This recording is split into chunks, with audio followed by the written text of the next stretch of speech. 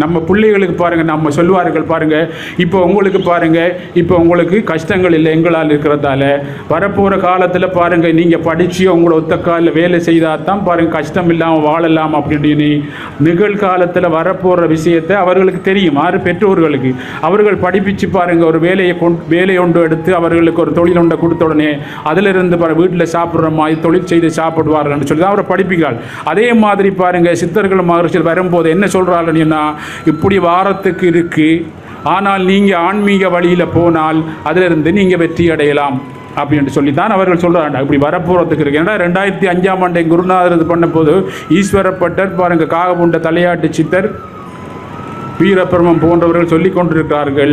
ஆனால் பாருங்கள், நீங்கள் ஆன்மீக வழியில் போன ஆன்ம ஞானிகள் நிச்சயம் வருவார்கள். நாங்கள் ஆன்மீக வழியை காட்டுறோம். இந்த வழியில் நீங்கள் போனால் பாருங்கள், நிச்சயம் நீங்கள் இந்த உலகம் காப்பாற்றப்படும். எல்லோரும் சேர்ந்து எல்லாரும் உலகத்தில் இருக்க எல்லோரும் பாருங்கள், அவங்க பாருங்கள், எல்லோரும் அவர்கள் தர்ம வழியில் அவங்க மார்க்கத்துப்படி தர்ம வழியில் போய் தர்மங்கள் செய்து இப்படி அவங்க பிரார்த்தனைகள் பண்ணும்போது நாங்கள் இந்த பாவத்திலிருந்து வெளியே வரலாம்.